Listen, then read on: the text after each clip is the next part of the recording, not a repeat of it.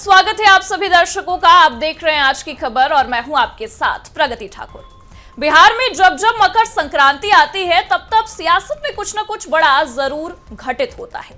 बिहार की राजनीति में शायद ही ऐसा कोई साल हुआ जब मकर संक्रांति का सियासत पर कोई असर ना पड़ा हो। बिहार की राजनीति में तमाम ऐसे उदाहरण हैं जब दही चूड़ा भोज ने सियासी भगदड़ मचाई है। दही चूड़ा भोज को भले ही सियासत में मेल मुलाकात और वार्तालाप का नाम दिया जाता हो, लेकिन जब जब दही चूड़ा भोज का आयोजन हुआ उसके बाद कुछ न कुछ बड़े उलटफेर जरूर हुए हैं। पहले हमने देखा कि बिहार में दही चूड़ा भोज का आयोजन पूर्व मुख्यमंत्री और आरजेडी प्रमुख लालू प्रसाद यादव ने किया था, लेकिन इस बार ऐसा पहली बार हुआ है जब लालू प्रसाद यादव ने दही चूड़ा भोज का आयोजन नहीं किया, बल्कि उनके बड़े बेटे तेज प्रताप यादव ने अपने पिता की परंपरा को आगे बढ़ाया है।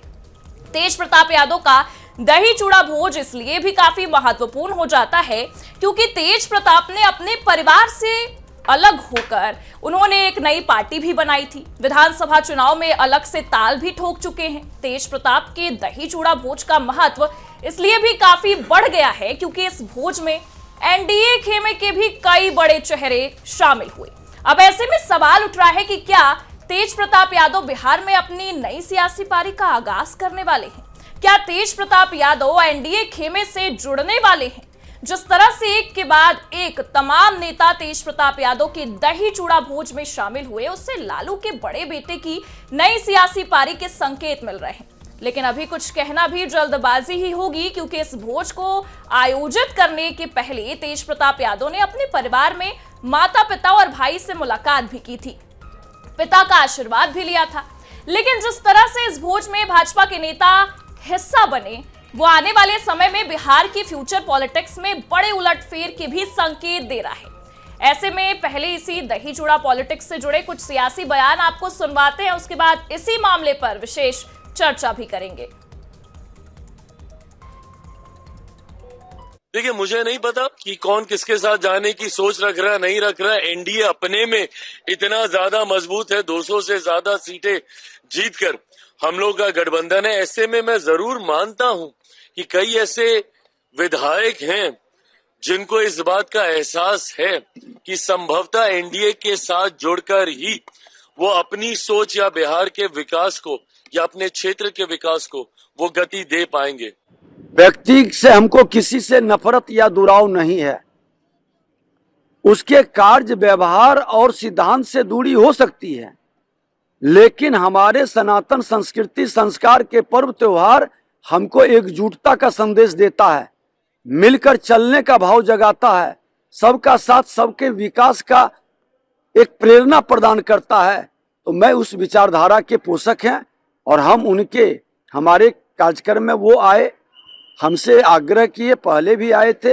हमने कहा कि हर सनातन संस्कृति संस्कार के पर्व त्योहार का मैं सम्मान करता हूं और मैं आपका यहाँ जरूर आएंगे, और आज हमने गया। ने काम किया है, जो बिहार के विकास की लंबी लकीरें खींचना चाहते हैं, बिहार के विकास कराना चाहते हैं, निश्चित तौर पर वो हमारे साथ होंगे।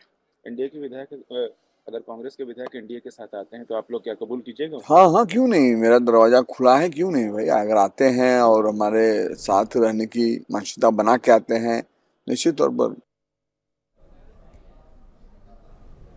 तो हर साल जब दही चूड़ा का भोज किया जाता है बिहार में तो कई सियासी तस्वीरें निकलकर सामने आती हैं, और 2026 भी एक ऐसा साल रहा जब ये महत्वपूर्ण तस्वीरें निकलकर सामने आई, जिसमें हमने 13 तारीख को देखा विजय सिन्हा की पार्टी में तेज प्रताप यादव का शामिल होना, और 14 तारीख को हमने देखा कि तेज प्रताप यादव की पार्टी में कई एनडीए के तमाम नेता शामिल हुए। और इतना ही नहीं बल्कि 7 महीने बाद जो खटास थी लालू परिवार में वो भी खत्म हो गई और कई सारे सवालों को जन्म देने लगी।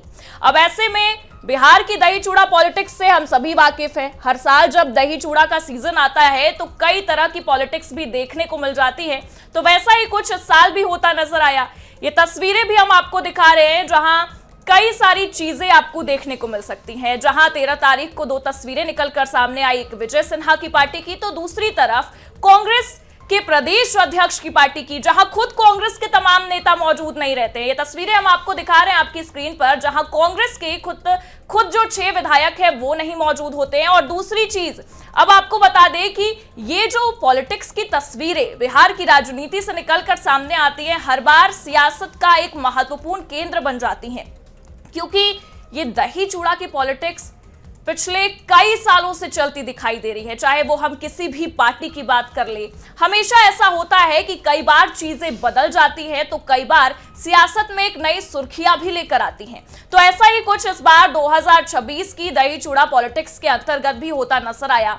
तमाम नेताओं ने पार्टी की है, जिनकी तस्वीर अभी निकलकर सामने आ गई है, और तमाम नेताओं की पार्टी अभी बाकी है, जिसमें और भी तस्वीरें हमें देखने को मिलेगी। लेकिन सबसे ज्यादा सुर्खियों में अगर कोई तस्वीर रही तो वो तेज प्रताप यादव का बीजेपी नेता उप मुख्यमंत्री विजय सिन्हा की पार्टी में जाना, दही चूड़ा भोज करना, और उसके बाद तेज प्रताप यादव का खुद दही चूड़ा भोज रखना, और उस पार्टी में एनडीए के तमाम नेता का शामिल होना, राज्यपाल का शामिल होना, और खुद उनके पिता लालू यादव का शामिल होना। जो पिता अपने बेटे को त्यागने की बात करते नजर आए, ये कहते नजर आए कि पार्टी से निष्कासित कर दिया गया है, घर से निकाल दिया गया है। आज 7 महीने बाद वो तस्वीरें निकलकर सामने आई, जहां लालू यादव और तेज प्रताप यादव एक ही जगह पर दिखे।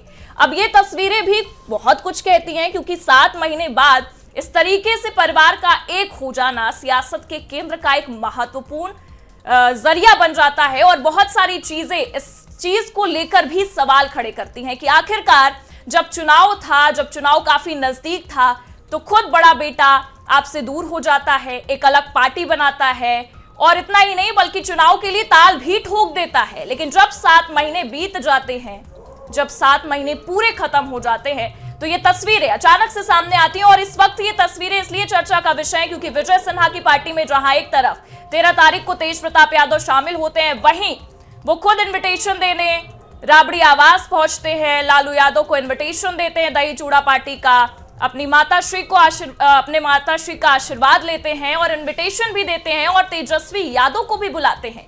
लेकिन सबसे बड़ी जो बात इस वक्त सियासी गलियारों से निकलकर सामने आई वो ये है कि इस इन्विटेशन में बुलाने के बावजूद भी तेजस्वी यादव कहीं दिखाई नहीं दिए। तो इसी पर चर्चा करेंगे। हमारे तमाम मेहमान भी हमारे साथ जुड़ गए हैं। शेखर आनंद त्रिवेदी कंसल्टिंग एडिटर है हमारे, बहुत बहुत स्वागत है शेखर जी। वही बीजेपी से संगीता सिंह भी हमारे साथ जुड़ी हुई है, बहुत बहुत स्वागत है संगीता जी। आरजेडी से हमारे साथ अपना पक्ष रखने के लिए रविशंकर जी जुड़े हुए हैं, बहुत बहुत स्वागत है रवि जी।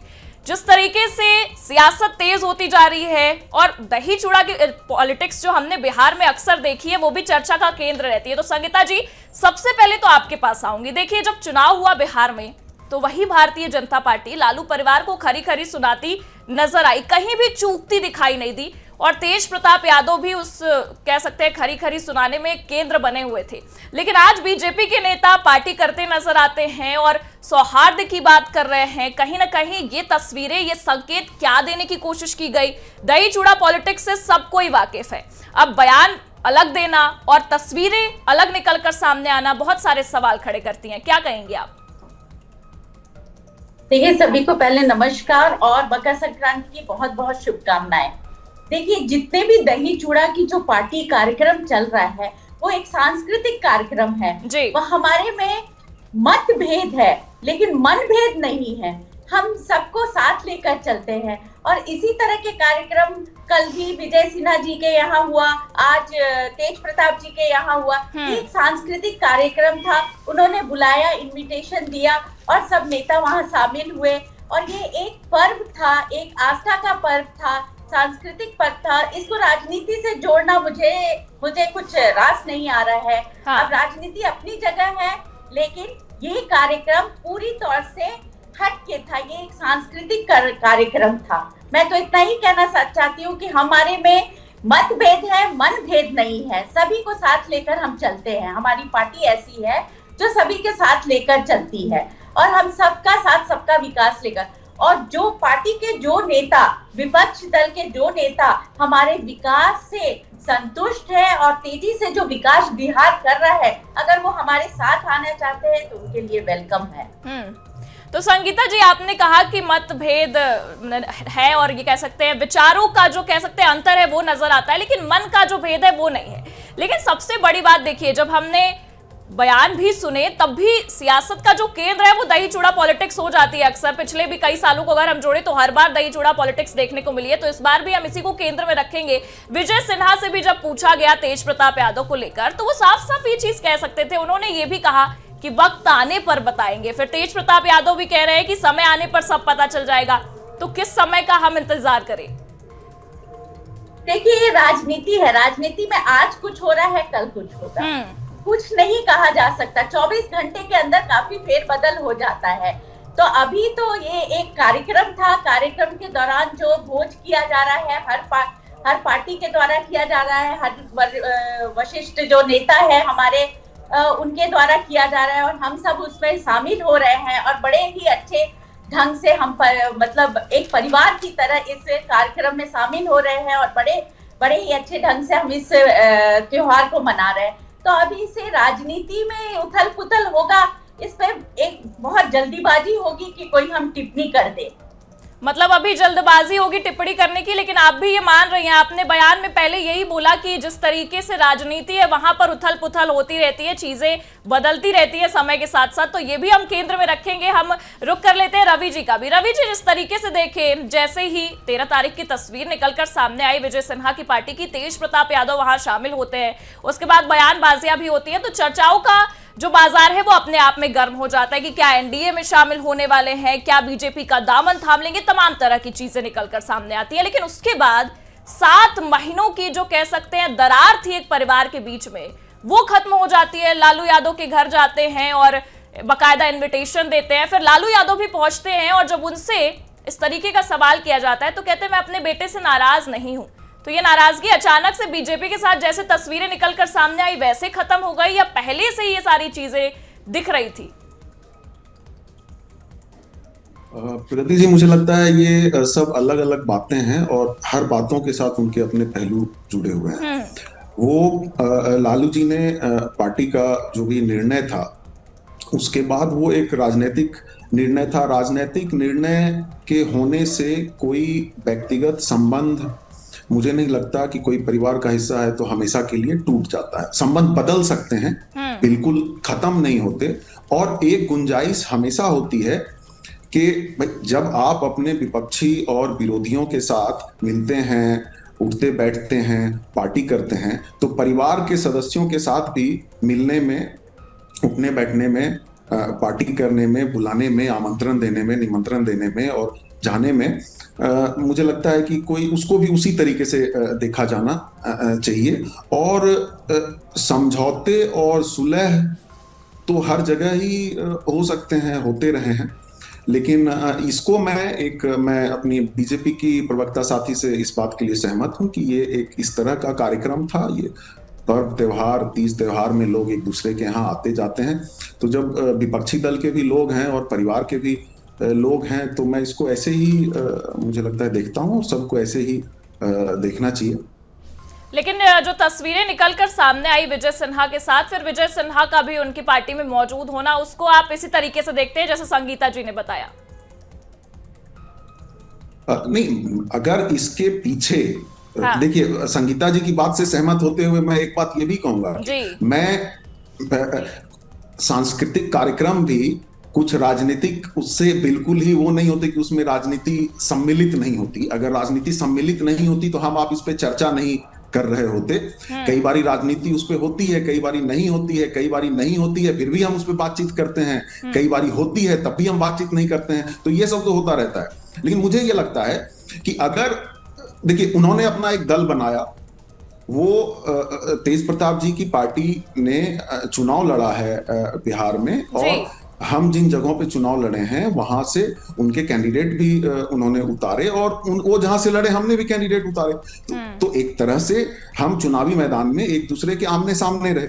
अब वो एक स्वतंत्र दल है, और स्वतंत्र दल होने के नाते वो स्वतंत्र हैं कि उनको किस तरह की अपनी राजनीतिक योजनाएं भविष्य के लिए बनानी है। तो वो उनकी स्वतंत्रता है, वो उनकी मर्जी है। अच्छा, एक चीज और जानना चाहेंगे, जिस तरीके से लालू यादव से भी यही सवाल किया गया था, जो आज हम आप लोगों से पूछ रहे हैं, यही सवाल किया गया था बीजेपी में शामिल होने को लेकर ही, तो उन्होंने कहा कि आशीर्वाद रहेगा बड़े बेटे पर हमेशा। इसको हम कौन से संकेत समझे? नहीं, देखिए, लालू जी अपने बड़े बेटे को आशीर्वाद दे सकते हैं।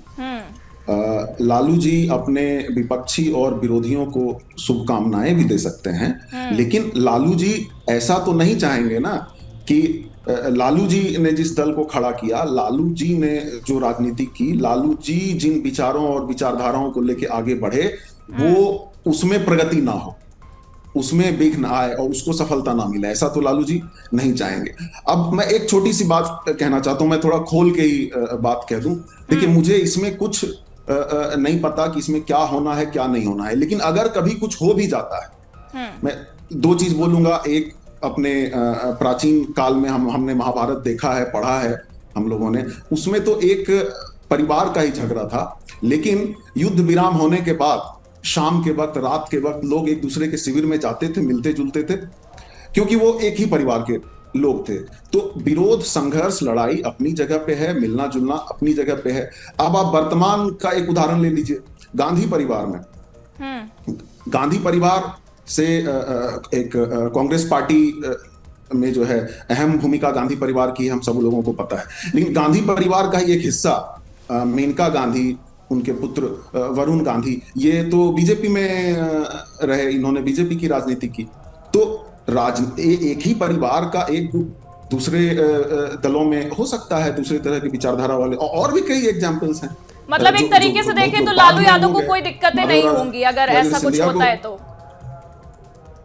क्यों रवि जी, लालू यादव को दिक्कतें नहीं होंगी अगर तेज प्रताप यादव एनडीए में जाते हैं, बीजेपी में जाते हैं, जिस तरीके की अटकलें इस वक्त लग रही हैं, तो इससे लालू यादव को कोई दिक्कतें नहीं होंगी? मुझे लगता है कि ये लालू जी ही इस पे ठीक से कह पाएंगे, क्योंकि वो दो भूमिका में है। एक वो पिता की भूमिका में है और दूसरे वो परिवार की मुखिया की भूमिका में है, सॉरी, दल के मुखिया की भूमिका में है। तो एक पिता होने के नाते उनकी क्या भावनाएं होंगी, और ये मुझे जरूर लगता है। अच्छा, चलिए, लालू यादव की भूमिका से अगर हम अलग भी जाए तो तेजस्वी यादव आज नहीं नजर आए, और जब तेज प्रताप से पूछा गया उनसे तो उन्होंने कहा कि थोड़ा देर से सोकर उठते हैं। अब देखिए, ये तो मुझे लगता है कि भाइयों की बात है और थोड़ी तंज वाली बात है। उन्होंने, अब क्या उनको निमंत्रण दिया गया था, ये मुझे नहीं पता है। ठीक है, अब शेखर जी का भी रुख कर लेते हैं, क्योंकि दही चूड़ा पॉलिटिक्स बहुत ज्यादा इंपॉर्टेंट हो गई है। शेखर जी, अगर हम देखें तो पिछले कई सालों से बिहार की राजनीति में इस दिन का इंतजार होता है जब पार्टियां होती हैं, दही चूड़ा भोज होता है, तो तमाम सियासी जो अटकलेबाजियां हैं वो भी तेज हो जाती हैं, बहुत कुछ चीजें बदलती भी हैं। तो इस बार जो ये दो तस्वीरें निकलकर सामने आई, एक विजय सिन्हा की पार्टी की, और अगर हम एक तेज प्रताप यादव की पार्टी की बात करें, और उससे इतर जाकर कांग्रेस के पार्टी की भी तस्वीरें निकलकर सामने आई, जहां उनके खुद के विधायक भी नहीं पहुंचते, तमाम सहयोगी दल के लोग भी नहीं पहुंचते, कार्यकर्ता शामिल होते हैं, लेकिन जिन चेहरों का इंतजार होता है वो नहीं पहुंचते। तो ये तीन तस्वीरें जो इस वक्त बिहार से दही चूड़ा पॉलिटिक्स को लेकर निकलकर सामने आ रही है, आप कैसे देख रहे हैं उसे? देखिए, बिहार में जो दही चूड़ा की पार्टी हो रही है, उसमें कौन कहाँ जा रहा है, कौन कहाँ नहीं जा रहा है, इन सब चीज़ों के राजनीतिक मायने तो हैं, इसमें कहीं कोई दो मत नहीं है। कांग्रेस अपने से जूझ रही पार्टी है और उसका नज़ारा अलग अलग स्तरों पर, अलग अलग जगहों पर गाहे बगाहे हमें देखने को मिलता है। आज बिहार में देखने को मिला कि उनकी पार्टी में उनके लोग नहीं पहुंचे, जिनका इंतजार था वो भी नहीं पहुंचे, और जो पहुंचे उन्होंने अपना दही चूड़ा खाया, क्योंकि वो खाने ही पहुंचे थे, और वो चले गए। इस पार्टी को यहीं पे छोड़ देते हैं। अब आप आइए, जो दिलचस्प पार्टियां हैं, जैसे तेज प्रताप की जो दही चूड़ा पार्टी थी, उसमें बीजेपी के लोगों का शामिल होना, और सिर्फ बीजेपी के लोगों का शामिल होना ही बात नहीं है। उप मुख्यमंत्री जो शामिल हुए वो तो अपनी जगह पे, इसके साथ साथ राज्यपाल भी उस पार्टी में पहुंचे, लालू प्रसाद यादव भी उस पार्टी में पहुंचे, और सिर्फ पहुंचे ही नहीं, पिता पुत्र की जो आत्मीयता थी वो जब एक रुमाल के जरिए हमें दिखी और लोगों ने भी देखी, तो उस चीज से जो भाव पैदा हो रहे थे उसको भी सबने अपने एहसास में लिया है। जी। अब भारतीय जनता पार्टी की जहां तक बात है, तो भारतीय जनता पार्टी अपनी तरह से पॉलिटिक्स इस तरीके से करती है कि क्या होता है कि जब किसी चीज पे आपका जोर नहीं हो पाता है, बहुत सारे ऐसे हमने देखे कि आपके अंदर ताकत है, तो आप उन लोगों को, उन छत्रपों को अपने साथ में शामिल करने के लिए विवश कर देते हैं, या शामिल वो हो जाते हैं देशकाल परिस्थितियों के हिसाब से। अगर आप अंतर्राष्ट्रीय स्तर पर देखेंगे तो ये चीज आपको डोनाल्ड ट्रंप और बाकी के देशों के लिहाज से नजर आएगी, उस पर हम चर्चा नहीं कर रहे, लेकिन एक उदाहरण के रूप में आप दिमाग में इस बात को रख सकते हैं। आप बिहार पे आइए, हुआ क्या है कि दही चूड़ा का न्योता जब दिया गया था, आप उस दिन को याद कीजिए, सिर्फ आज की पार्टी को मत याद कीजिए। दही चूड़ा पार्टी का न्योता जिस दिन तेज प्रताप ने दिया था, उस दिन दरअसल लालू के पूरे परिवार पर एक बार फिर गाज गिरी थी, और वो गाज थी एक स्कैम की, उस स्कैम की जब वो रेल मंत्री हुआ करते थे, और उस जगह से जो सिलसिला शुरू होता है वो आज दही चूड़ा की पार्टी में हमें साफ नजर आता है जी। अब रही बात, चूंकि हम लोग हर घटना को बहुत करीब से देखते हैं, इस लिहाज से तेजस्वी यादव का और राबड़ी देवी का न पहुंचना, ये अपने आप में एक बड़ा महत्वपूर्ण सिनेरियो यहाँ पर बनता है, एक महत्वपूर्ण घटनाक्रम बनता है कि आखिर ये दो लोग क्यों नहीं पहुंचे। राबड़ी देवी वो महिला हैं कि जब लालू यादव जेल में गए, जब उनको मुख्यमंत्री के पद से इस्तीफा देना पड़ा, उस समय राबड़ी देवी मुख्यमंत्री बनी और अब तक कदम ताल करती आई हैं। उन्होंने एक भी क्षण लालू यादव को अकेला नहीं छोड़ा है। इस मोड़ पर आखिर लालू यादव अकेले क्यों खड़े थे? और जब वो तेज प्रताप के यहाँ पहुँचते हैं तो तेज प्रताप से वो ये क्यों कहते हैं कि नहीं, ये घर का हिस्सा है और अब घर में ही रहेगा। यानी तेज प्रताप के पास इस समय ऐसी कुछ चीज़ें हैं, ऐसी राजनीतिक उनके पास ताकत है, जिससे ऐसा लगता है कि कम से कम भाई जो आपने किया है उसका भोग तो होगा, लेकिन उस भोग में थोड़ा सा चोट कम लगे, इसका ख्याल रखा जा सकता है। राजनीति में वैसे ऐसा होता भी आया है। तो ये एक यहाँ पर परमुटेशन कॉम्बिनेशन हमें दिखता है। मैं पहले आप संगीता जी से पूछना चाहूँगा। संगीता जी, क्या आप इस दही चूड़ा की पार्टी में तेज प्रताप की गई थी? और अगर फर्ज कीजिए गई थी तो दही का स्वाद कैसा था? वो खट्टा लग रहा था, या आपने उसमें कुछ मीठा मिलाया, या आपने कुछ नमक मिलाया? मैं बिल्कुल सीधा सीधा मेरा सवाल है, दही कैसा जमा था? दूसरा, अगर आप नहीं गई तो जाहिर सी बात है कि चर्चा में आने तक आपने किसी न किसी से पूछा होगा कि भाई दही चूड़ा कैसा लग रहा था, उसका स्वाद कैसा था। मैं ये सिर्फ जानना चाहता हूं कि उसका स्वाद कैसा था। दही का जो स्वाद आप जानते हैं और जो स्वाद मैं जानती हूँ वैसा ही था, कुछ अलग तो ना नजर आ रहा था। मुझे तो लग रहा है कि वैसा ही स्वाद था, जो सब लोगों को जैसा लगता है वैसा ही स्वाद था। और बार बार मैं यही कह रही हूँ कि ये एक सांस्कृतिक कार्यक्रम था, सब लोग वहाँ हिस्सा लिए थे, हम लोग सारे लोग ने इस कार्यक्रम में हिस्सा लिया और बहुत ही अच्छा माहौल था।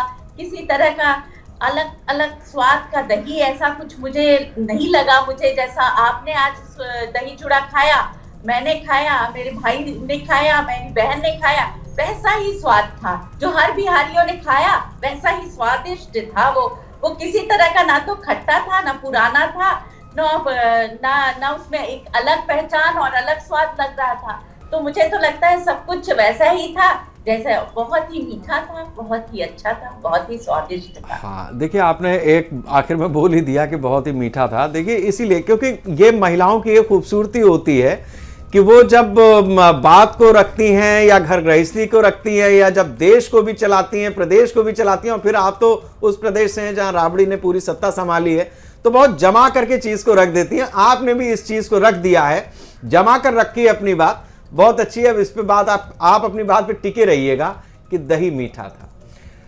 रवि जी, मैं आपसे समझना चाहूंगा कि ठीक है, मैं आ रहा हूं, आप ठीक है, रवि जी के पास मैं जाता हूं, जो मैं उनसे सवाल करूंगा उसमें आपकी बात का जवाब होगा। रवि जी, जैसा संगीता जी ने कहा कि दही का जैसा स्वाद होता है या होना चाहिए, बिल्कुल उसी तरीके का था। तो ऐसा लगता है कि तेज प्रताप के दिमाग में कुछ है और बीजेपी के दिमाग में भी कुछ है। जो होना चाहिए था वही हुआ, वही दिखा, वही स्वाद रहा। क्या आप इस बात से इत्तेफाक रखते हैं? शेखर जी, मुझे इस बात को मानने में कोई भी गुरेज नहीं है। मैं इसको बिल्कुल स्वीकार करता हूं, राजनीति संभावनाओं का खेल है। राजनीति में अरे क्या क्या नहीं हुआ। अभी एनसीपी का क्या हुआ महाराष्ट्र में, शिवसेना का क्या हुआ, एलजेपी-आर बन गई, एक परिवार साथ गया, अलग गया, टूटे मिले, और ये सब वो दल हैं जो इसमें शिवसेना और एलजेपी तो पुराने सहयोगी भी रहे हैं एनडीए घटक दल में। अब एक स्वतंत्र दल बना है बिहार में तेज प्रताप जी के नेतृत्व में। उनका जैसा भी प्रदर्शन परफॉर्मेंस रहा उस इलेक्शन में, वो अपनी जगह है। वो तो प्रशांत किशोर जी का भी एक।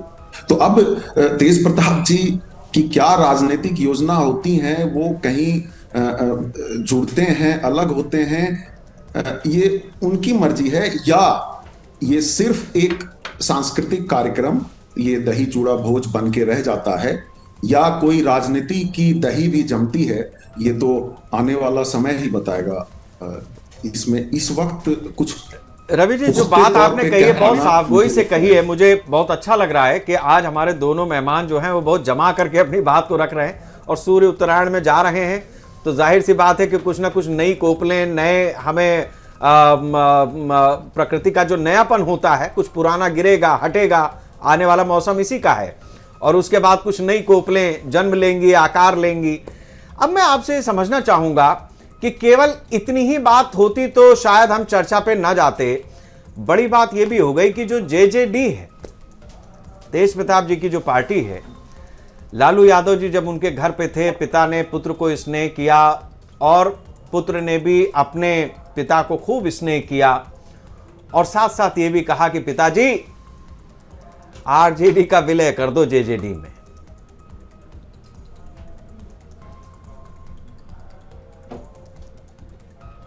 देखिए, कई बारी तेज प्रताप जी जो है थोड़े नहीं बोलते, हंसी मजाक वाले अंदाज में बहुत कुछ कहते रहते हैं, और उनके उस तरह के बयानात जो हैं मीडिया में वायरल भी होते हैं, रील्स भी बनते हैं। अब वो किस लहजे में वो बात कह रहे हैं, और जो वो कह भी रहे होंगे, तो उनको इसका बिल्कुल पूरा एहसास होगा कि अगर विलय होना है तो किसका किसमें होना है। राष्ट्रीय जनता दल मतलब मुझे तो लगता है कि ये एक मजाक है, मजाक से ज्यादा। अच्छा ठीक है, आप इसको मजाक कह रहे हैं, मैं दूसरे हिस्से पे आता हूं, क्योंकि आपके पास आज बताने के लिए काफी कुछ है, हमारे पास पूछने के लिए काफी कुछ है। फर्ज कीजिए कि जेजेडी में आरजेडी का विलय नहीं होता है, ये एक इक्वेशन हो गई। दूसरी इक्वेशन जिसका जिक्र आपने किया कि भाई हमने माधवराव सिंधिया, मतलब कांग्रेस में भी ऐसा उदाहरण है, आपने दिया कि ज्योतिरादित्य सिंधिया आज बीजेपी की तरफ से सांसद हैं, मंत्री हैं केंद्र में, मेनका गांधी का आपने उदाहरण दिया।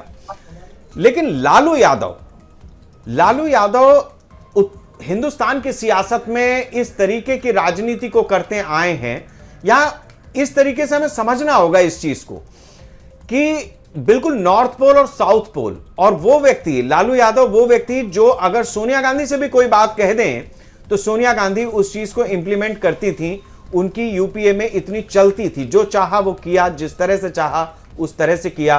सिर्फ इतना ही नहीं, बिहार में भी उन्होंने जो चाहा, जैसे चाहा, जब जब चाहा, वो अपने दौर में करते आए। लेकिन उसकी परिणति यह है कि अगर आज उनका एक बेटा जो कि उनके साथ में है पारिवारिक रूप से, लेकिन उसके बाद भी जो स्थितियां हैं उसमें अगर वो अपना एक राजनीतिक दल बनाता है, और पिता के ऊपर एक गंभीर संकट है, पिता गंभीर संकट से जूझ रहे हैं, क्योंकि ना तो वो जमीन कहीं जा रही है, और जिनको नौकरी मिली थी वो जमीन जो बदले में ली गई वो शायद आज चीख चीख करके कुछ हिसाब किताब मांग रही है। ऐसे में तेज प्रताप की भूमिका बड़ी महत्वपूर्ण हो जाती है। भले आरजेडी इधर आए या ना आए, लेकिन अगर उनका लगाव बीजेपी की तरफ बढ़ता है तो क्या हम ये माने कि जो विपक्ष की सियासत करता रहा पूरे जीवन, जिस बात को लेकर के आरजेडी का जन्म हुआ, जिस राजनीति को लालू ने आगे बढ़ाया, आज वो दही चूड़े के साथ हजम हो गई। नहीं, बिल्कुल नहीं शेखर जी, मैं थोड़ा मुझे समय मिले इस पे बोलने के लिए जी। देखिए, ये जो अभी केस खुला है जिस पे आरोपी बनाया गया है लालू जी को और परिवार के लोगों को, इसमें आपने ये भी कहा अपने पिछले संबोधन में कि ये इस दही चूड़ा का लेना देना, उससे भी आपका इशारा था या स्पष्ट तरीके से आपने लिंक भी किया कि उसके बाद का ये सब है। तो मैं बताऊं कि ये इस वाली घटना से इसका लेना देना नहीं है। इससे बहुत पहले लालू जी ने जब आडवाणी जी को गिरफ्तार किया था, वहां से चीजों का लेना देना है। और उस रथ यात्रा को रोकना और देश में एक जो है सांप्रदायिक राजनीति ना हो, सौहार्द का माहौल बने, इसके लिए लालू जी कमिटेड रहे और कभी समझौता नहीं किया दक्षिणपंथी ताकतों के साथ। ये आपने भी स्वीकार किया। तो वो लालू जी का जो है वो व्यक्तित्व है, वो उनकी राजनीति है। और लालू जी जिस हालत में भी हैं, उसके बाद तो ये कहानी शुरू होती है उनको परेशान करने की बार बार, लेकिन उनके समर्थक, उस विचारधारा को मानने वाले आज भी डट के उनके साथ खड़े हैं। आज भी बिहार में हम सिंगल लार्जेस्ट पार्टी हैं in terms of vote percentage. लेकिन इस केस पे मैं ये कहूं कि ये 2 बार बंद होता है फिर खुल जाता है। तो चलिए, वो एक कानूनी प्रक्रिया है, उसमें कानून अपना काम करेगी, न्यायालय अपना काम करेगी।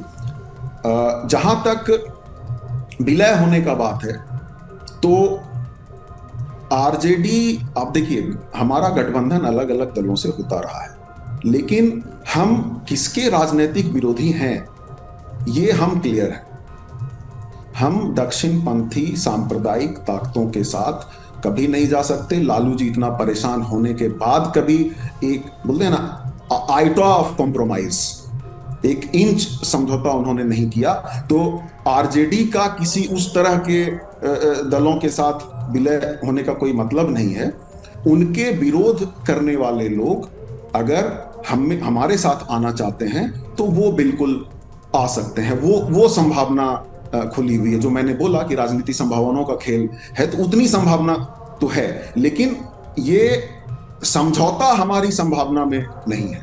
अब तेज प्रताप जी, एक लाइन और बोलूंगा मैं, अब तेज प्रताप जी अगर एनडीए में जाते हैं, अगर इस दही चूड़ा भोज का ये सब, अगर इसके पीछे की कोई राजनीति इस तरह से खुल के आती भी है भविष्य में, तो मुझे लगता है कि वो जो आज तक कहते रहे और जिस तरह की राजनीति तेज प्रताप जी खुद बोलते करते रहे हैं, उसके साथ एक बहुत बड़ा समझौता होगा।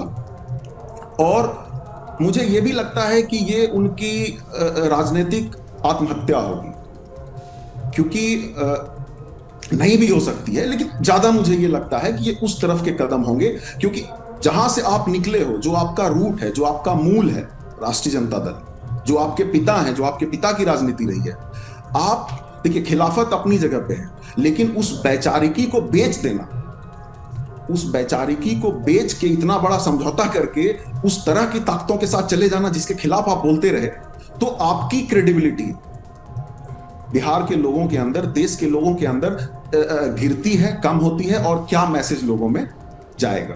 तो मैं इसको तो यही बोलूंगा कि वो एक राजनीतिक आत्महत्या वाला कदम होगा। अलग राजनीति करना अपनी जगह है, बिल्कुल करें, लेकिन किनके साथ हम गठबंधन करते हैं, किनके साथ जाते हैं, ये एक महत्वपूर्ण बात होनी चाहिए। ठीक है, मैं अब एक ही सवाल आपसे भी लूंगा और संगीता जी से भी लेता हूं, वही सवाल। पहले संगीता जी,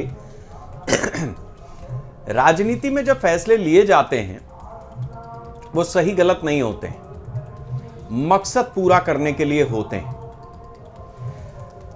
बीजेपी के नेताओं का, राज्यपाल का दही चूड़े की पार्टी में जाना एक सांस्कृतिक उत्सव के रूप में, वो ठीक है, एक उत्सव है, उसमें आप गए, वो एक चीज समझ में आती है। लेकिन जो बड़ी चीज है वो ये कि हर घटनाक्रम के पीछे एक ऐसा राज छुपा होता है राजनीति में, जो समय आने पर खुलता है। जो फैसला चाहे वो बीजेपी के नेताओं ने लिया कि हम तेज प्रताप की पार्टी में जाएंगे, या तेज प्रताप ने लिया कि हम बीजेपी के नेताओं के साथ में करेंगे, और लालू यादव का वो फैसला कि हम तेज प्रताप की पार्टी में शामिल होने जाएंगे, बाकी परिवार के लोग आते हैं या नहीं आते हैं उससे मतलब नहीं है। तो चूंकि लालू यादव एक मंझे हुए राजनेता हैं, आज भी हैं, आपको लगता है कि ये जो फैसला लिया कि जाना है या नहीं जाना है, ये फैसला सही होगा या गलत होगा, लेकिन फिलहाल किसी मकसद के साथ में है? देखिए, पहले मैं एक शेखर भाई आपके एक सवाल का आपने एक बहुत अच्छी चीज में कही कि लालू यादव जब सत्ता में आए उन्होंने जो उनके मन में आया वो किया। सच में ये सही आपने कहा, क्योंकि उन्होंने तो पूरे बिहार को एकदम जंगल राज कर दिया और एक के बाद एक उन्होंने घोटाले किए। तो ये बात तो एकदम सही है कि जो उन्होंने चाहा उस तरह से किया और बिहार को बर्बाद कर दिया। अब आपके दूसरे प्रश्न का उत्तर, मैं बार बार आपको यही कहना चाह रही हूँ कि ये एक सांस्कृतिक कार्यक्रम था और ये एक हार्वेस्ट फेस्टिवल है। हम सब बिहारवासी इसे बड़े धूमधाम से मनाते हैं, सबका इज्जत करते हैं। हमने बार बार कहा कि हमारे में मतभेद है पर मन भेद नहीं है। हम सारे बिहारियों की इज्जत करते हैं और ये कार्यक्रम था, कार्यक्रम में बुलाया गया तो सभी को जाना चाहिए। जिसने, चाहे वो विरोधी दल हो चाहे वो अपने दल के लोग हो, अगर कोई हमें बुलाता है तो हमारी संस्कृति ये है, हमारी सभ्यता ऐसी है कि अगर हम किसी को बुलाते हैं प्यार से तो हमारा उपस्थित होना वहाँ पे जरूरी है। अगर हम नहीं उपस्थित होते हैं तो ही लोगों को बुरा लगता है। तो मुझे लगता है ये एक कार्यक्रम था और कार्यक्रम के अनुसार कोई भी पर्व त्योहार होता है, हम एक दूसरे के, हमारी हिंदुस्तान की यही तो खासियत है कि हर धर्म को हम बड़े धूमधाम से और बड़े आदर पूर्वक मनाते हैं। तो जिसे भी बुलाया गया वो बहुत ही अच्छे ढंग से उनके कार्यक्रम में शामिल हुआ। तो अभी तक तो इसे राजनीति से जोड़ना मुझे नहीं लगता कि उचित होगा। देखिए, ऐसा है कि ठीक है, आपकी नज़र में आप सांस्कृतिक वाले पैटर्न पर आप अपनी बात को मजबूती से रख सकती हैं, आप रख भी रही हैं। मेरा सवाल थोड़ा अलग था। मैं समझना चाह रहा था आपसे कि जब नेताओं को न्योता दिया गया होगा तो ऐसा तो है नहीं कि किसी के दही चूड़ा खाने के लिए ही जाना है। एक मैसेज होता है राजनीति में, पॉलिटिकल लीडर्स की तरफ से मैसेज होता है, मकसद होता है। एक भी क्षण उनके पास नहीं होता है कि वो अपने लिए निकालें, क्योंकि वो देश हित में, प्रदेश हित में काम कर रहे होते हैं।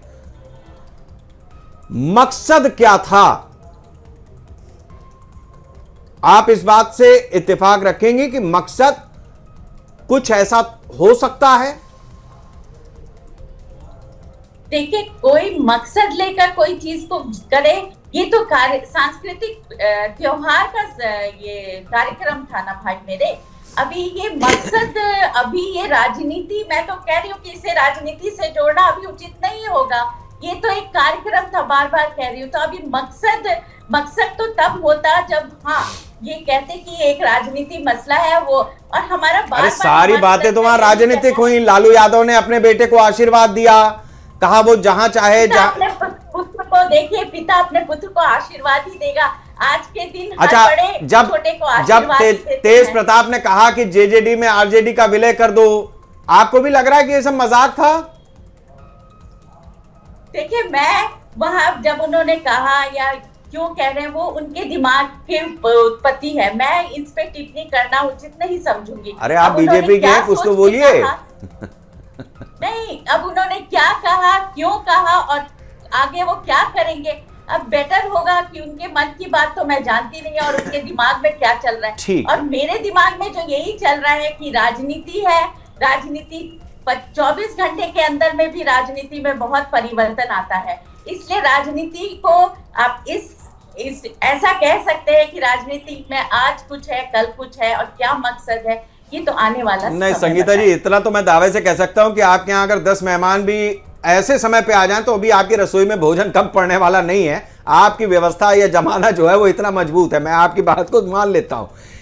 अब रवि जी, मैं आपसे समझना चाहूंगा, देखिए आप इस बात को समझ रहे हैं कि जितना आसान हम लोग इस बात को समझ रहे हैं, हकीकत यह है कि ना तो लालू परिवार के लिए, न खुद तेज प्रताप के लिए, न खुद लालू यादव के लिए ये देश काल परिस्थिति इस समय जो सिनेरियो बन गया है वो इतना आसान है नहीं। मकसद होता है राजनीति में, फैसला सही होगा गलत होगा ये तो आगे चल करके पता चलेगा, लेकिन मकसद पूरा करने के लिए फैसले लिए जाते हैं। लालू यादव जब आज पहुंचे तो कुछ तो मकसद रहा होगा, तेज प्रताप ने बुलाया तो कुछ तो मकसद रहा होगा, बीजेपी के नेता वहां पहुंचे कुछ तो मकसद रहा होगा, राज्यपाल भी वहां पर पहुंचे, मकसद तो था। और राज्यपाल भी ऐसा है जो साधारण नहीं है, वो मोहम्मद आरिफ खान है।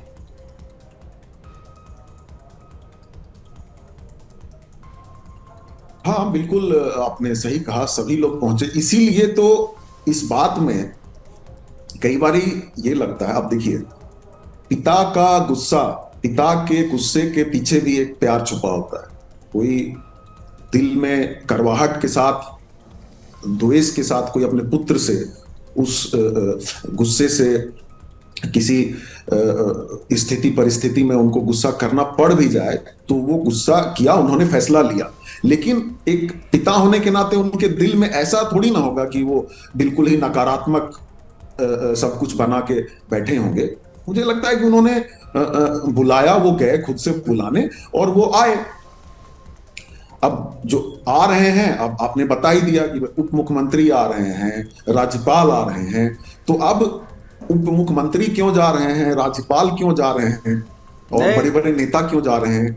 ये हमारे नेता रघुनाथ यादव भी आए थे, मामा जी भी आए थे। हाँ, तो ऐसा नहीं है कि मतलब सब चीजें वैसी ही हैं। ये तब हो रहा है जब एक बहन बाहर निकल गई एयरपोर्ट से, उसकी जो तस्वीरें आई वो आज भी शायद लालू परिवार के लिए बड़ी कष्टकारी होंगी, है ना। बात नहीं सुनी गई, जो आरोप लगे वो आपको भी पता है। और सबसे बड़ी बात यह कि उस बेटी ने भी सबसे बड़ा त्याग किया अपने पिता के लिए। वो बेटी रोते हुए गई है घर से। तो लालू परिवार, ऐसा नहीं है कि सारी चीजें वहां सामान्य हैं अंदर। नहीं, देखिए, परिवार में कॉन्फ्लिक्ट हो जाना बहुत लाजमी है, वो हर परिवार में होता है। अब यहाँ पे जो हो रहा है कि ये परिवार एक राजनीतिक परिवार है। अब एक राजनीतिक परिवार होने के नाते कुछ घटनाएं होती हैं, कुछ कॉन्फ्लिक्ट होता है, कुछ भाई बहन के झगड़े होते हैं, भाई भाई के झगड़े होते हैं। तो हर एक छोटी बड़ी घटना को जो है हम बहस में और चर्चा में ले आते हैं, और ये भी हमने देखा है, लेते रहे। तो कुछ बातों को मुझे लगता है कि उस दिशा में मैं नहीं जाना चाहूंगा, नहीं जाना चाहिए किसी को भी, क्योंकि बहुत, आप देखिए ना, परिवार के भीतर की बात अगर उखड़ने लगे, निकलने लगे, तो एक से एक और बड़े बड़े नेताओं के लिए, मतलब मैं उसके पीछे नहीं जाऊंगा, मैं सिर्फ नाम ले लेता हूं। अटल बिहारी वाजपेयी जी के बारे में कहानियां निकल पड़ेंगी न जाने किस किस तरह की। नरेंद्र मोदी जी प्रधानमंत्री हैं, कहानियां निकल पड़ेंगी। नीतीश जी जो मुख्यमंत्री हैं, जहां तक, देखिए, मैं फिर बोलूंगा कि परिवार का टूटना जुटना, परिवार में किस तरह से कौन निर्वाह और निवाह कर रहा है, ये बहुत ही व्यक्तिगत बात होती है। इसको राजनीतिक उसमें, स्पेस में उस तरह की बात को डिबेट में ना लाना ज्यादा ठीक होगा। लेकिन इसमें मैं एक चीज ये कहना चाहूंगा आपसे, जैसे आपने जिस पॉलिटिकल आत्महत्या की बात कही कि अगर तेज प्रताप कोई ऐसा कदम उठाते हैं तो वो उनकी राजनीतिक अपने आप से वो आत्महत्या की तरफ बढ़ जाएंगे, वो कदम उनका उचित नहीं होगा, जो बात आपने कही। मैं इसमें ये चीज आपसे समझना चाहूंगा कि आप देखिए कि ज्योतिरादित्य सिंधिया का मैंने नाम लिया, उन्होंने भी एक फैसला लिया, मकसद पूरा करने के लिए लिया, और वो आज अपनी तरह से कामयाब हैं। कांग्रेस के ही हैं, सचिन पायलट हैं, होते होते फैसला नहीं लिया, वो भी एक सामने से दिखता है। कांग्रेस पार्टी के मतलब जो मेन परिवार है उसका आपने जिक्र किया, लेकिन सवाल यह है कि मकसद तो होता है।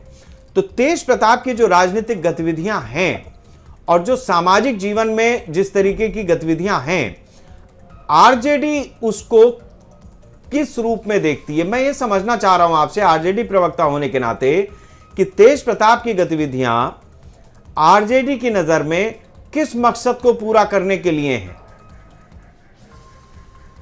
नहीं, मुझे लगता है कि देखिए, दूसरे दल की राजनीतिक गतिविधि किस मकसद को पूरा करने के लिए है, ये बेहतर होता उस दल के नेता या उस दल के प्रवक्ता से पूछा जाए। हम दूसरे दलों को हमारा क्या पॉलिटिकल परसेप्शन है, हम उस पे बात कर सकते हैं और वही बात अच्छा ठीक है, कहीं ठीक है, मैं आपकी पार्टी का ही सवाल रख लेता हूं। तेजस्वी यादव का तेज प्रताप की पार्टी में न जाना, राबड़ी देवी का न जाना, इसको कैसे समझा जाए? अब अपनी पार्टी बता दीजिए। इसके व्यक्तिगत कारण हो सकते हैं, अपनी व्यस्तताएं हो सकती हैं, या उनको नहीं बुलाना हो सकता है। आप किसको किस तरीके से बुला रहे हैं, इस पे भी निर्भर करता है कि वो आएगा कि नहीं आएगा। लालू और राबड़ी का एक साथ ना पहुंचना, क्या ये भी आपको अजीब नहीं लग रहा? मतलब राबड़ी देवी को पिछले 20-25 हमने कभी अलग नहीं देखा 25-30 साल की पत्रकारिता में भी। हाँ, वो अब बड़े बेटे के घर पिता जा रहा है, अलग भी गए, कोई इसमें इसका कोई, मुझे लगता है इसमें कोई डीपर मीनिंग नहीं है कि दोनों साथ नहीं गए। उसके कुछ भी मुझे लगता है व्यक्तिगत कारण हो सकते हैं। चलिए एक बार मैं संगीता जी को भी कोशिश करता हूं कि शायद उनको कुछ कारण समझ में आ रहा हो। संगीता जी, कुछ कारण समझ में आ रहा है क्या कि मतलब राबड़ी देवी तो साई की तरह रही लालू यादव के साथ, लेकिन आज न जाना? नहीं, देखिए शुरू से ही इनमें पारिवारिक दंगल चल रहा है, आज से नहीं चल रहा है, काफी दिनों से आपस में ही पारिवारिक जो दंगल है वो पूरी तरह से चरम सीमा पे पहुंच गया है। बहुत मतलब हर एक में डिफरेंस है, भाई बहन माँ बाप सबके साथ, मतलब वो एक दंगल जिसको कहते हैं ना, आप लोग दंगल लेके बैठते हैं ना हम प्रवक्ताओं के बीच, तो हम लोग तो शांति से दंगल करते हैं, लेकिन इनमें ऐसा दंगल नहीं है, भयानक रूप धारण कर लिया। वो जो इनकी जो लड़ाई है वो रोड पे आ गई है। रोड पे आके इनकी बहनों ने आके चिल्ला के ये कहा किस तरह से इनके भाइयों का व्यवहार है। तो ये तो बहुत ही, और ये डिस्कस इन्होंने, भाई मेरे ने कहा कि डिस्कस करने वाली बात नहीं है, ऐसा नहीं है। आप ही लोगों ने पत्रकारों के सामने उनके परिवार की बेटियों ने, बहनों ने आके कुछ कहा, और मतलब मीडिया में उन्होंने कहा कि हमारे बीच इतना दंगल चल रहा है, हमारे बीच लड़ाई चल रही है, उसने मेरे भाई ने मेरे साथ मेरा अपमान किया। तो ये पारिवारिक दंगल तो इनके आपस में चल ही रहा है। अब अंदर की कौन सी बात है जिसके कारण जो राबड़ी देवी जी हैं वो नहीं आई, वो तो वही जानती है, बेहतर वही जवाब देंगे, और आरजेडी के प्रवक्ता ही इस पर जवाब दे सकते हैं। लेकिन इनकी जो पारिवारिक दंगल है वो अभी तक चल रही है और वो समाप्त होने वाली नहीं है। यही तो कारण है कि हमें प्रचंड विजय प्राप्त हुआ है, क्योंकि ये अपने परिवार को ही नहीं संभाल पा रहा। आरजेडी की पार्टी ऐसी थी जो अपने परिवार को ही नहीं संभाल पा रही थी, वो हमारे राज्य को क्या संभालेगी, जिसके कारण आज हमें प्रचंड बहुमत मिला है और हम विकास कर रहे हैं। अगर इनके नेता हमारे विकास को, अगर हमारे विकास से प्रेरित होकर अगर हमारे दल में शामिल होने चाहते हैं तो उनका बहुत बहुत बहुत स्वागत। ये जो बात आपने कही, मैं अब ये भी आपसे समझना चाहूंगा, क्योंकि आप अपनी बात को बड़े पुख्ता तरीके से रखती हैं। तेज प्रताप यादव जिस भूमिका में इस समय हैं और लालू का बाकी, मतलब मैं लालू बाकी परिवार जिस स्थिति में है, आपको क्या लगता है कि तेज प्रताप को क्या करना चाहिए, या जो उनके कदम इस समय बढ़ रहे हैं, जिस तरीके के वो फैसले ले रहे हैं, उससे आपको क्या समझ में आता है? क्योंकि आप खुद भी तो बिहार की पॉलिटिक्स को करीब से देखती हैं, आप राजनेता हैं, आप राजनीतिक पार्टी की प्रवक्ता के रूप में शामिल हुई हैं आज, तो आप बताइए कि इसके पीछे कुछ तो तेज प्रताप की गतिविधियों का आप आकलन करती होंगी ना एज ए पॉलिटिशियन। देखिए वो एक नेता है, समझदार है, वो अपना निर्णय खुद ले सकते हैं। अगर उनको लगता है कि हमारे जो एनडीए की सरकार है वो बिहार में तेजी से विकास कर रही है और हमारे विचार बहुत ही अच्छे हैं, हम बिहार को आगे बढ़ा रहे हैं, हर क्षेत्र में विकास हो रहा है, अगर वो हमारे विचारों से प्रेरित हैं तो हमारे कदमों पे आना चाहते हैं, हमारे पार्टी में आके हमारे साथ कदम से कदम मिलाकर आगे बढ़ना चाहते हैं और विकास करना चाहते हैं बिहार में, तो उनका स्वागत है। तो फिर उस मामले का क्या होगा, वो जो उधर ईडी ने शुरू किया है? देखिए, वो कानूनी प्रक्रिया है। वो ना तो मैं तेज प्रताप जी के बारे में जानती हूँ कि वो क्या करने वाले हैं, और ये तो कानूनी प्रक्रिया है क्योंकि उन्होंने भ्रष्टाचार आप अपना बता दीजिए कि आप क्या करें। आप तो उनको ले रहे हैं, उनको सजा देगी, आप तो उनको लेने के लिए तैयार हैं। उसको जोड़ना मुझे नहीं लगता ये उचित है कि इसको उससे जोड़ देना। और मकसद हमारा, एनडीए का मकसद जो है, हमारे संगठन का मकसद यही है कि बिहार में विकास करो। बिहार में हर क्षेत्र में विकास हो रहा है। अगर आप बिहार आके देखिएगा तो 2 महीने में ही आपको इतना कुछ बदलता हुआ नजर आएगा। तो इसे कहते हैं विकास, और तेजी से विकास हो रहा है। अगर अन्य दल के नेता अगर हमारे विचारों से, हमारे विकास से इतने खुश है और वो हमारे पार्टी में शामिल होना चाहते हैं तो उनके लिए स्वागत है। नहीं, लालू परिवार इसीलिए तो परेशान है कि उन्होंने एक समय पे जो अपना विकास किया, आपके विकास के चक्कर में उनका विकास दबा जा रहा है, उनका विकास चक्रव्यूह में फंसा जा रहा है। वो अपने विकास को बचाना चाहते हैं।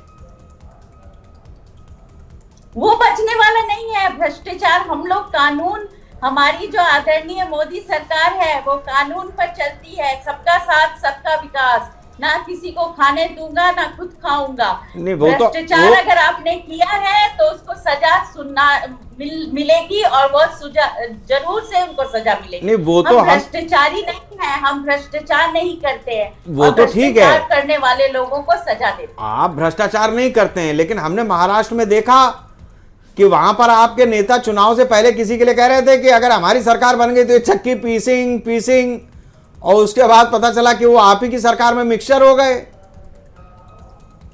देखिए, बोलना और भ्रष्टाचार करना, मैंने बार बार बोला, आरोप, अरे घोटाले के आरोप है, तभी तो साबित होने में बहुत फर्क होता है भाई मेरे। अरे संगीता जी, आरोप साबित, एनसीपी के जिस नेता पर आपके देवेंद्र फडणवीस ने आरोप लगाए थे कि अगर हमारी बीजेपी की सरकार बनेगी तो ये जेल में जाएंगे, चक्की पीसेंगे, वो आज आपकी सरकार में मंत्री बने बैठे, डिप्टी सीएम बने बैठे हैं। क्या बात कर रही हैं आप? मैं ये बात कहती हूँ कि आरोप था ना, आरोप तो कोई, अरे जांच चल रही है उसकी, लगा सकता है। आप फैक्ट चेक कीजिए। आरोप नहीं थे, उससे बात आगे बढ़ी हुई है।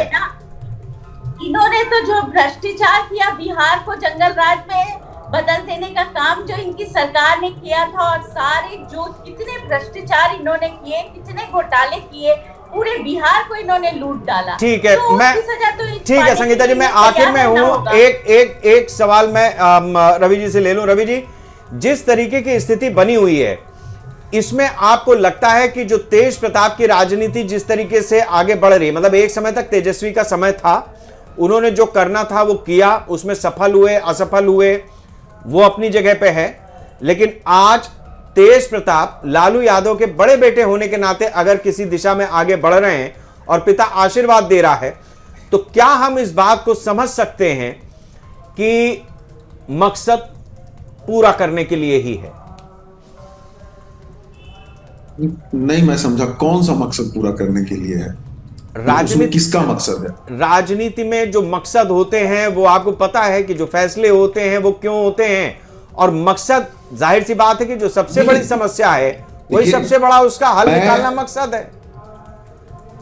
मैं आरजेडी की, हमारी पार्टी की जो राजनीति है, मैं उस पर बोल सकता हूं जी जी, कि हमने, और जो अभी संगीता जी कह रही थी कि देखिए, ये आप मानिए न मानिए, लालू जी का नाम सामाजिक न्याय और धर्मनिरपेक्षता के इतिहास में और भविष्य के इतिहास में स्वर्णिम अक्षरों में लिखा जा चुका है। अब उस पे जितना भी एसॉल्ट ही तो हो रहा है।